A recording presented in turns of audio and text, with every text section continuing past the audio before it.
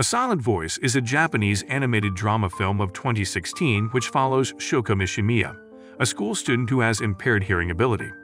After getting tormented by her classmates, especially by Shoya Ishida, Shoko transfers to a new school. Soon after that, Shoya is disliked and bullied, and eventually ends up having no friends or social life. Years later, he decides to make amends with Shoko. The movie starts with a high school student, Shoya Ishida, conducting all the tasks that he has written on his calendar, like quitting his part-time job, withdrawing all his savings and repaying all his debts. He is doing so as he wants to commit suicide, so he ends up at a bridge and attempts to jump from it. But at the last minute, he is interrupted by a firework and ends up changing his mind and deciding to set himself on a path of redemption. The scene goes to flashback when Shoya is a 6th grader, an elementary school student full of life and a very mischievous bully. He, along with 2 of his friends, Shimada and Hirose, are always together messing around at the school and playing video games at home. One day, a new classmate enters Shoya's class and the teacher asks her to give her introduction. After an awkward silence, the girl opens her bag and takes out her communication book. She opens it and shows the class the messages written on it. Her name is Shoko Mishimiya and she happens to be deaf. The entire class is astonished to know this. During the lunch break, a girl named Miki introduces herself to Shoko, whereas another girl Ueno mocks Shoko by asking her if she knows Japanese. During the music class, Shoko interrupts the teacher when she starts singing at the wrong time, so her classmate, Miki, politely guides her by telling her that she is going too fast. Next, during the reading class, when Shoko finishes reading at her pace, which is equivalent to that of a child, Shoya mocks her by imitating her, but it remains unbeknown to Shoko as she can't hear it. Later, while playing in a park, Shoya asks Shoko that she should try to be smart or else she will remain an outcast. But Shoko is unable to hear him and tries to ask him to be her friend in sign language. Shoya is unable to understand her and out of frustration, he throws dirt on Shoko's face.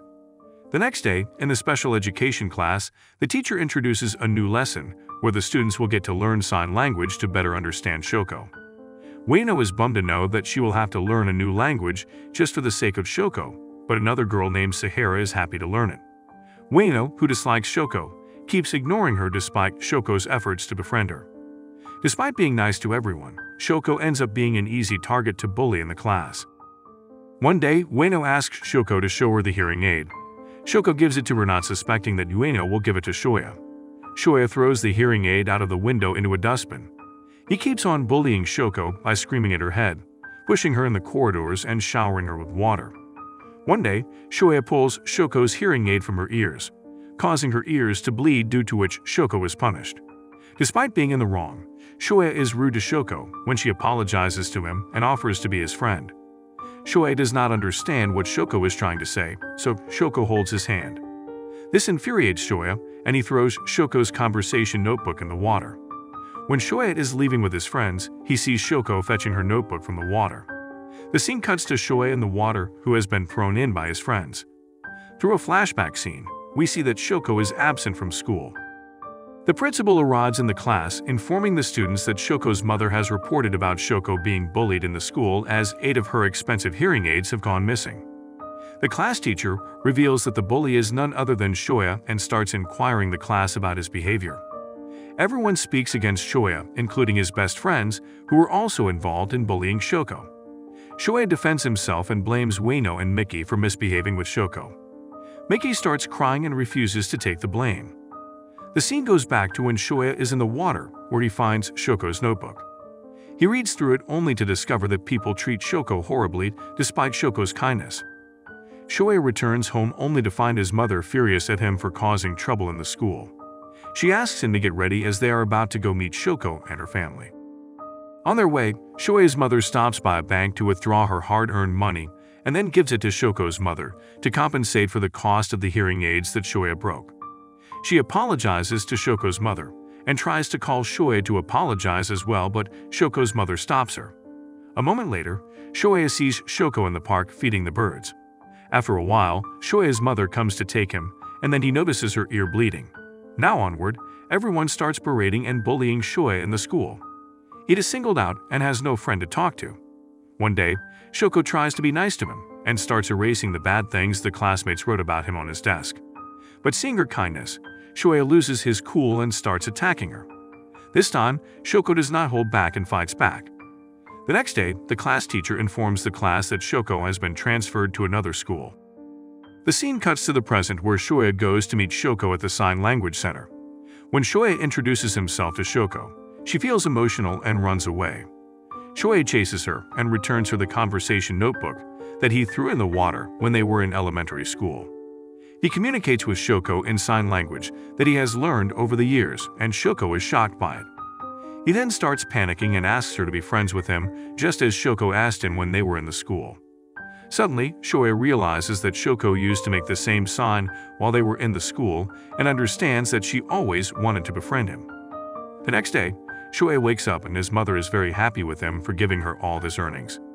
But all of a sudden, she bursts onto Shoya for trying to commit suicide. Shoya is surprised to know that his mother is aware of his suicide attempt. She elucidates that she found out about his suicide attempt after seeing his room vacant, his phone out of service, and his calendar pages torn for the upcoming months. She threatens to burn away all his money if he tries to kill himself again. Shoya apologizes to her and promises that he will never attempt suicide again. Despite Shoya's apology, his mother mistakenly burns away all the money. Later, while riding on his bike to high school, Shoya remembers his time in middle school when he was singled out for being a bully. Whatever he did with others returned back to him, making him realize that he has to take responsibility for what he did. Finally, he reaches his school where he is a depressed loner who is unable to look others in the eyes and imagines an X mark on people's faces. During break time, Shoya keeps thinking about whether or not he should go to meet Shoko. He returns home and finds his mother apologizing to him for burning his money. The next day, Shoya sees a boy, Nagatsuka, getting bullied for his bike. Shoya protects him from the bully and gives the bully his own bike. On his way back home, he finds a bakery coupon and decides to redeem it so he can meet Shoko and give her bread. After buying a loaf of bread, he goes to meet Shoko, but Shoko's friend lies to him that Shoko is not in the class.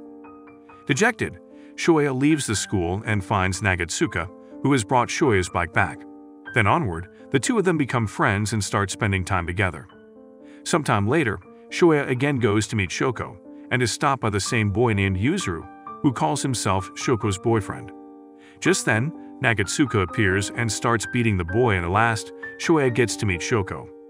Yuzuru watches Shoya and Shoko from afar through his camera and interprets their conversation as he knows sign language. All of a sudden, Shoko's notebook falls into the river, and both of them jump in to retrieve it. Yuzuru takes a photo of Shoya jumping in and posts it online to get revenge on him, eventually leading to Shoya getting suspended as jumping in the river is prohibited. Later, Shoya goes to a park to pick up his younger sister and finds Yuzuru there, who has run away from home. So Shoya brings him to stay at his house. However, late at night, Yuzuru leaves the house. Shoya follows him only to find that Yuzuru left the house due to an argument that he had with Shoko. Yuzuru then reveals that he is not Shoko's boyfriend, but her little sister. She knew about Shoya bullying her sister in the past, so she wanted to protect her. But after seeing that Shoya has become a kind person, Yuzuru and Shoya make up and become friends. However, Yuzuru's mother slaps Shoya after seeing him with her daughter. She hasn't forgiven him yet. Next, Shoko tells Shoya that she wants to meet Sahara, her elementary school friend. Shoya asks Miki about Sahara and finds out that she studies at Ueno School. So Shoya, along with Shoko, Yuzuru, and Nagatsuka, board a train to go meet Sahara. Shoko thanks Shoya through a text message for helping her reunite with Sahara. Soon, they meet Sahara, and both the friends catch up after a long time. Shoya encounters Ueno distributing coupons for a club. In hopes to reunite Shoko with Ueno too, Shoya takes an attempt but fails when Ueno hides from him. Meanwhile, Shoko is seen at the doctor's office with her grandmother and seems depressed. Shoya delivers a cat pouch that he got from the club to Shoko through Yuzuru. The next day, Ueno suddenly appears behind Shoya on his bike and asks him to hang out with her. She belittles Shoko, which infuriates Shoya, and he asks her to get off his bike immediately.